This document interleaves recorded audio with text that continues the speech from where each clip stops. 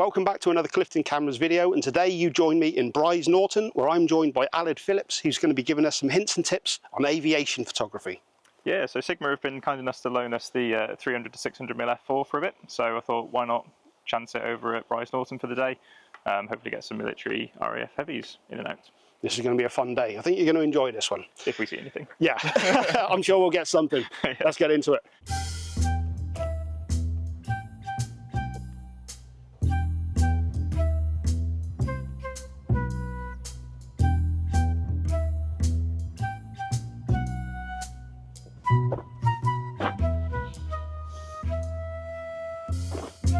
Oh, we got... So I think it's fair to say that just like wildlife photography, waiting around is a big part of the day. Is there anything that we can be doing in preparation for what's to come? Definitely, yeah. So we've got all manner of technology available to us to be able to help with knowing when something's going to happen. So we've got the scanner on listening to air traffic. There's also many websites and apps you can use to track aircraft in and out. Right. So when we know something's going to happen, we should get a fair bit of notice. What I'm thinking about right now is the weather. So we've got cloud cover, which is good. So we can be this side of the runway and still be able to get some nice shots. Right. If the sun was out, we'd probably be the other side of the runway. So you get the light on the aircraft as they're coming in or going off. Sure. So now it doesn't make too much of a difference where we are. I'm thinking about settings next. So if we hear something with a jet engine, probably going to ramp the shutter speed up a little bit because it doesn't matter if you freeze that action. If it's something like an A400, which is propeller driven, I'm going to slow that shutter speed down because what we don't want to do is freeze those blades. Yeah, we want to blur, get movement. Blurs, yeah, that's great. If you freeze the propellers, it looks a little bit like a toy. So if someone's just held a plane there, it doesn't really look like it's dynamic and moving, where we want to get a bit of that action involved. Right. From this vantage point where we are at Brize Norton, they're taking off towards us. So we may get a little bit of shot where the land is behind the aircraft. So again, we may want to blur that a little bit as well, just to give that sense of movement in the shots. Excellent. Let's see what we can get.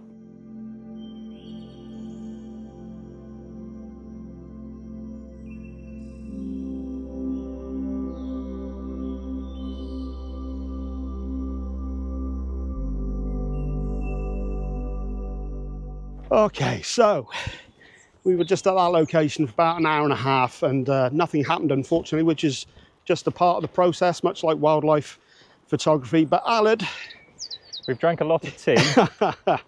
But yeah, so C-17 has just left the south of France, so we've got about an hour and 40 minutes until it gets here. So we're just going to go down to the other end of the runway. So it'll be coming in over the top of us. So Ben's first introduction to aviation photography, hopefully, touch wood, should get a bit more dramatic soon. Hopefully we'll have something at the next bit. So yeah, how far away is it? About 2 miles away, you said? Yeah, so it will be a car journey, especially carrying all this kit. So we'll hop back in the car, pop down to the other end, see what we get. Excellent, we shall see you there. So we just got here in time for... so it's an A340, so privately owned thing, but...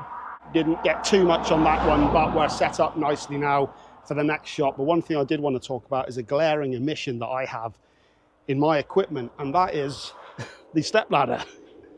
Most important thing you could ever bring with you on an aviation shoot. Just gets you a little bit higher above the fences, just makes it a bit nicer for the shot.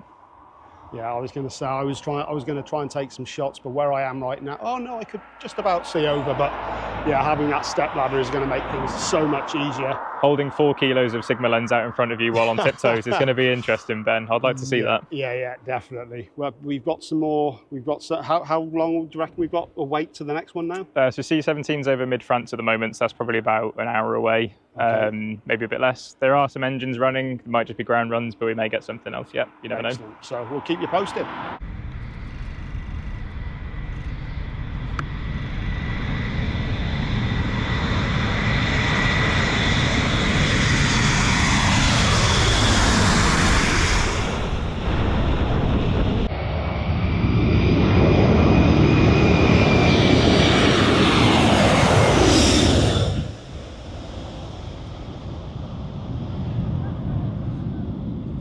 So we just got some great shots there. I really enjoyed that. I should have said at the beginning of this video that I don't actually do aviation photography, so I've been getting hints and tips from Aled throughout the day. First couple of shots I took were not good, but each time I've gotten better and I've really enjoyed it. The you got a hell of a buzz from those planes coming overhead earlier on. You probably saw the footage of that, and the wind that's coming off the airplane as it's landing. That was absolutely intense. I really enjoyed that a lot. We've got about 2.5 hours now until we've got a Voyager coming in. We might as well go through some of your initial thoughts of the Sigma 300 to 600 now. Yes, we've got lucky actually today. We've had 2 A400s down and a C17 too, so plenty of chance to use the new lens. First impressions looking on the back camera, it looks sharp. I'm really impressed. I really like it. You know, step down to F8, really nice. Kind of moody backgrounds today as well, which I think goes hand in hand with the type of aircraft that are coming in. So really good. Really want to see these on the back of a computer screen now rather than on the camera. But yeah, no, really good. The lens when it's zooming, I'd heard that it wasn't parfocal, and it isn't. Right. But it's not as bad as I was expecting actually. So zooming back out, it maintains focus enough that you can still see what you're looking at. And as numerous people have said with Sigma lenses, or this one in particular, treat it like a bag of primes rather than it's a zoom lens. So, you know, if you treat it as if you've got a 300, a 400, a 500 and a 600 mm f4 all in one, I think that's the key to this lens and to get the most out of it. But no, impressed, really like it. Well, I'm sure you'll have seen many of the results on screen already, and I'm sure they're looking fantastic. Obviously we haven't seen them properly yet, but the best is still to come, I think. Oh, by the way, you're off to Cosford Air Show with this one. So yeah, we've got it on the 8th of June. We'll be heading up to Cosford, shoot the air show there with this setup that we're using today. So fingers crossed for some more fast jet action, a bit more noise, and a bit more oomph in the images, hopefully.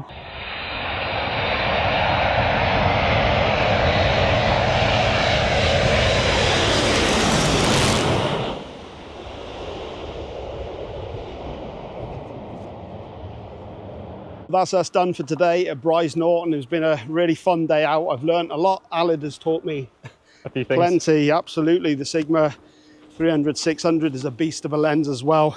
We're going to be talking a bit more about that at the end of the video. Get Aled's real opinions on it. But for now, we're heading over to Cosford to see what Aled got up to. We'll see you there.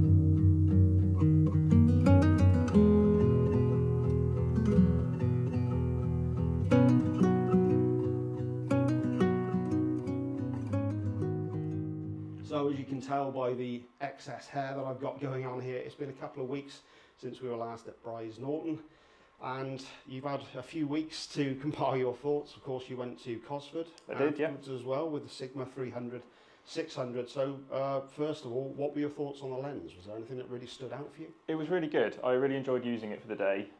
It did draw quite a lot of attention walking around the showground. You know, it is not subtle, to say the least. 4 kilograms, isn't it? Yeah, yeah, it stands out in the crowd, that's for sure. Yeah. But yeah, no, really impressed. The elephant in the room is the weight, so it is heavy. So I did have to be a little bit more selective in when I was actually tracking the aircraft. Right. You know, whereas previously on much shorter zoom lenses, ones with lower f-stops, you could quite happily track the whole display and not really notice any difference. But with 4 kilograms being lumbered around, you did have to be a little bit more selective, otherwise you just lost the shot from the shakes of my arms, and I'm not the biggest bloke in the world, so I did struggle a little bit there. But you just learn to adapt to these things. Sure. That being considered, the quality is obviously there. Okay, yeah. It's Sigma's top end quality, and we've got a couple of prints in front of us from that Cosford day. Shooting on the Sony A1, no issues with resolving that 50 megapixel sensor. They are great. These were printed by Permajet when they came in for an in-store day with us recently, and they look great. There's no issues there at all with the actual quality that comes off the lens. The levels of detail is They're nice, aren't they? Yeah, no, stunning. it looks good. And you know, one black and white, one, well, I say colour, but it was quite an overcast day, Grey. so yeah. England. So a similar sort of thing, like classic UK airshow summer season where it's just white skies the whole time. Yeah.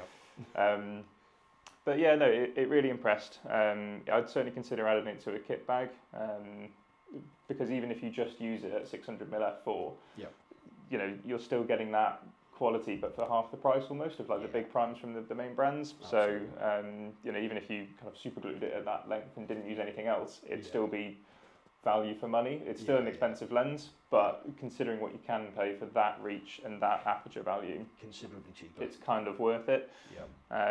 And I've also had a friend of mine use it at the International Air Tattoo. Right. He used it actually on a Nikon body via the Megadap adapter. Right. Okay. And was really impressed with the quality. It did lose its autofocus a little bit more than obviously natively on a Sony body, Sure. but that's kind of to be expected when you're looking at different brands and things. Yeah. So yeah, no, overall, really impressed with the quality. I mean,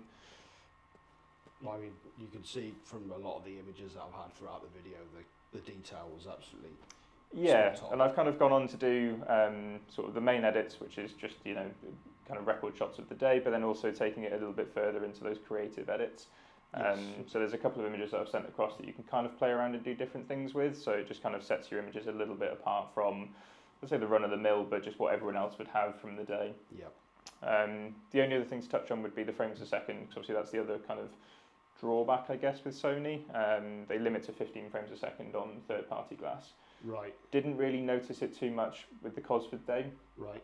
For aviation, I think 15 frames a second is probably enough. Yeah, yeah. But I can understand that if you're doing sort of birding, wildlife, where things are moving a lot quicker and you want that specific, you know, angle of the bird's wings or something, sure, then I think that would really play a difference.